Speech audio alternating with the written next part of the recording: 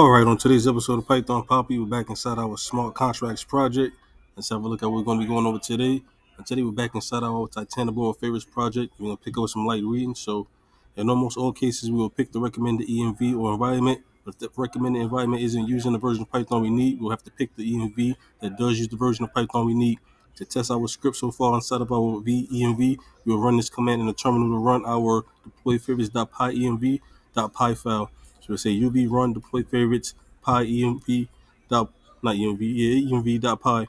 Now this will run a defined main script we have so far, which print our placeholder message if we use one instead of the past keyword.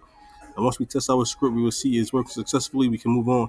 The next thing we want to do is import the Titanoboa tool. To do this, we will go over to the terminal and do the following: uv add Titanoboa, the usual way we add packages using uv. Note the Titanoboa package is not compatible with Python 3.13, so we have to use 3.12 in our project or our pyproject.toml file, and then our Python version file. Also note we should make sure that the Titanoboa package has been fully installed. It is working well with our code by ensuring the two previous files still run after we have installed it. Now the two files we want to run are the favorites.vi file and the deploy favorites.pyenv.py file. These files can be ran like this. We would say uv run deploy favorites.pyenv.py and viper favorites.vi. Let's move down a little bit.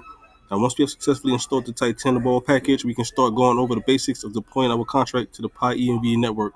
I'm going to leave it there for now. Like I said, we're not going to dive in too quickly because I want to make sure we get a hold of everything as we move forward. But of course, I will keep you posted every step of the way as we move forward, so stay tuned for that. But for now, this is the Python Papi. You guys stay Gucci.